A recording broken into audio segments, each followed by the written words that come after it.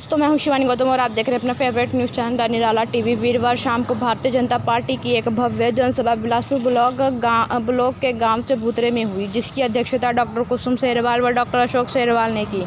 इस दौरान सैकड़ों की संख्या में उपस्थित भाजपा कार्यकर्ताओं को संबोधित करते हुए कुसुम सेरवाल व अशोक सेरवाल ने कांग्रेस पार्टी की नीतियों पर जमकर हमला बोला। वह भाजपा सरकार की योजनाओं की बात करते हुए कहा कि तीसरी बार जनता फिर से हरियाणा में भाजपा सरकार बनाने जा रही है। संबोधन के बाद हमने डॉक्टर कुसुम सेरवाल और डॉक्टर अशोक सेरवाल से आगामी चुनाव को लेकर बातचीत की है। आइए सुनते हैं क्या कुछ कहना है। आप देख रहे हैं शिवानी गौतम के साथ द निराला टीवी। मेरी आप सभी से अपील रहेगी, इस वीडियो को ज़्यादा से ज़्यादा शेयर जरूर करें और कमेंट बॉक्स में अपनी राय जरूर दें। धन्यवाद।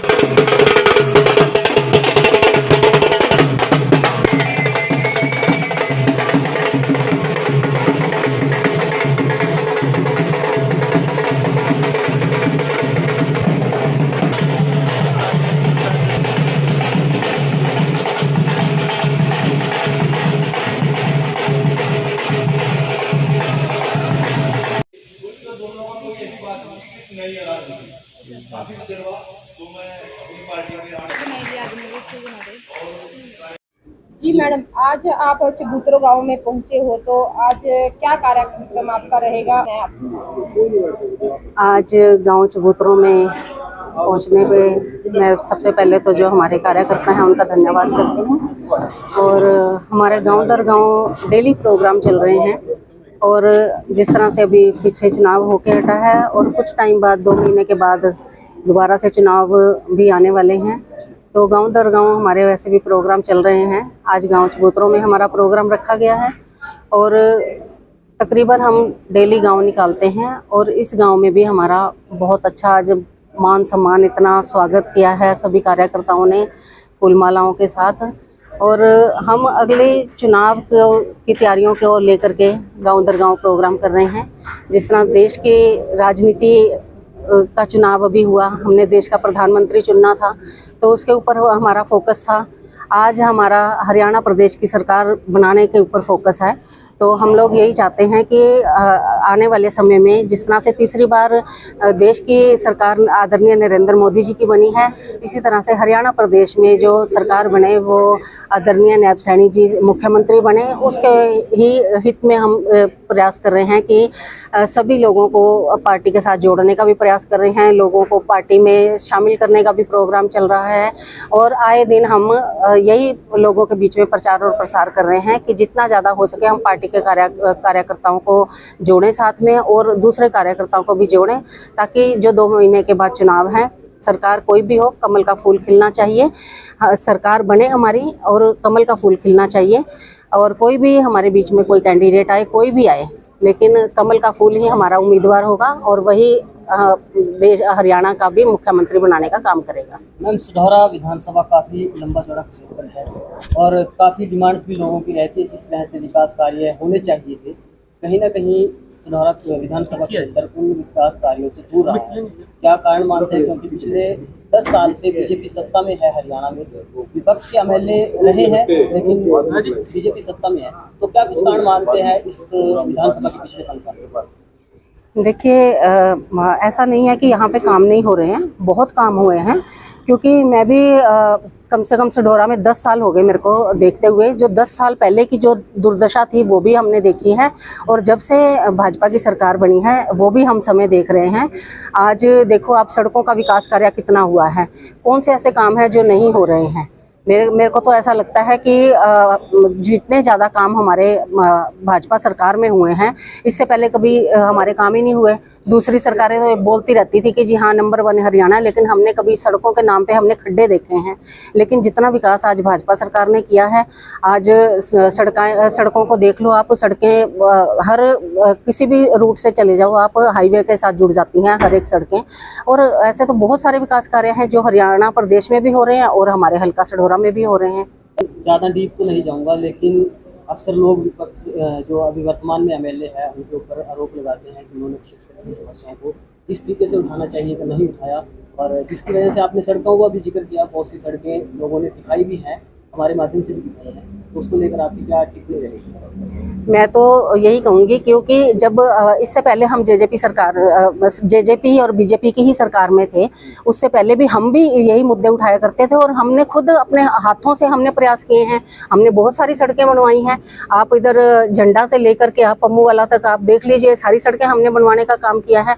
इसी तरह से आप हाईवे की जो रोड है, आप कलावड़ से निकल के आते हो, उससे पहले के हालात देख लो। अभी हमने सारी सड़कें बनवाने का काम किया है। मधार में सिंबल वाली सड़कों के हालात देख लो, बाल छप्पर वाली सड़कों के हाल देख लो, वो सारी सड़कें हमने बनवाई हैं और ये सरकार के माध्यम से बनी हैं। जब सरकार ने बनाने का प्रयास किया है, सरकार सभी काम जो है वो सरकार के माध्यम से होते हैं और वो सड़कें बनी भी हैं और हमने भी पूरे प्रयास करे हैं इस सड़कों को बनाने के लिए। ये तो उनके ऊपर डिपेंड करता है कि उन्होंने काम करवाने हैं या नहीं करवाने हैं। ये तो जनता को उनसे पूछना चाहिए, क्योंकि जो वर्तमान में विधायक है, काम करना करवाना उनके हाथ में होता है। और कोई ये कहे कि जी सरकार हमारी नहीं और हम काम नहीं करा सकते, मेरे को ये लगता है कि विपक्ष का विधायक जो होता है वो ज्यादा काम करवा सकता है। अगर वो धरना प्रदर्शन करके विधानसभा में आवाज उठाए तो क्यों नहीं काम होते, बहुत ज्यादा काम हो सकते हैं और विपक्ष हमेशा ज्यादा काम ले सकता है।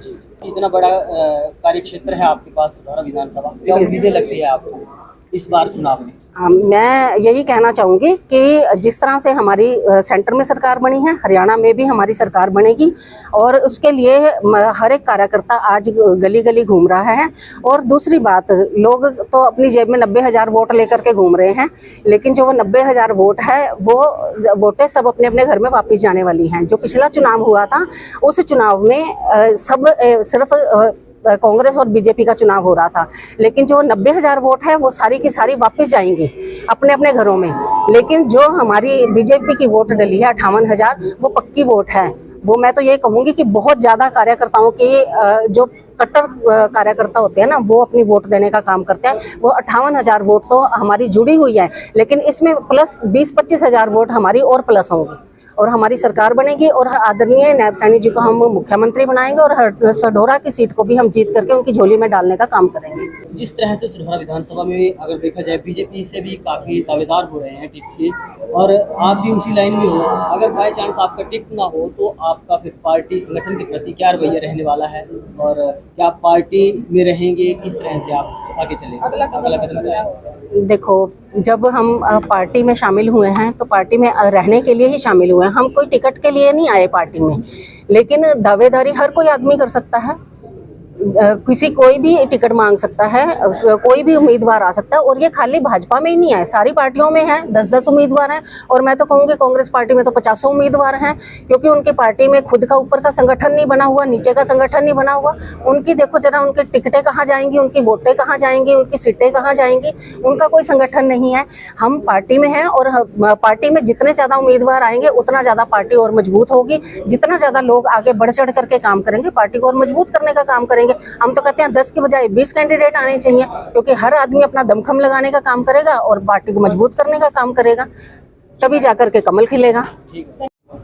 सर, जिस तरह से आप विधानसभा में घूम रहे हो लगातार, क्या लगता है इस बार हरियाणा में बीजेपी सरकार बना पाएगी? आपका क्या इस पर मानना है? और जिस तरह से आप देख भी रहे हो, कार्यकर्ताओं से भी मिल रहे हो, पूरे हरियाणा में घूम भी रहे हो जी, देखिए, मैं पूरे प्रदेश के अंदर घूमता हूँ। जिस प्रकार से पूरे देश की जनता ने आदरणीय नरेंद्र मोदी जी को तीसरी बार प्रधानमंत्री बनाने का काम किया, इसी प्रकार से हरियाणा प्रदेश की जनता भी अपना मन बना चुकी है कि आदरणीय नायब सिंह सैनी जी को यहाँ पर अगला, क्योंकि अब वर्तमान में मुख्यमंत्री है और आदरणीय अमित शाह जी उनको दोबारा से हमारी कार्यकारिणी मीटिंग में बोल करके, पंचकुला की मीटिंग में बोल करके गए थे, अगला मुख्यमंत्री भी हमारा आदरणीय नायब सिंह सैनी जी होंगे। और इसमें कोई दरार नहीं कि आज जिस प्रकार से लोगों का आज मन बन चुका है, हर वर्ग, चाहे दलित हो, पिछड़ा हो या किसान हो या व्यापारी हो, हर वर्ग के लोगों के आज ये मन बन चुका है, क्योंकि कांग्रेस के लोगों ने जिस प्रकार से गुमराह करके, चाहे संविधान का नाम ले करके या दूसरे और से गुफे छोड़ करके लोगों को गुमराह करके जिस प्रकार लोगों को पीछे लगाने का काम किया था, लेकिन आज लोग कांग्रेस के उन बातों को समझ चुके हैं और आज लोगों का मन बन चुका है कि तीसरी बार भी हरियाणा प्रदेश के अंदर कमल खिलाने का काम करेंगे और निश्चित तौर पर हरियाणा प्रदेश में तीसरी बार फिर कमल खिल के हरियाणा प्रदेश में भारतीय जनता पार्टी की सरकार मजबूती के साथ बढ़ेगी। ठीक है सर, थैंक यू।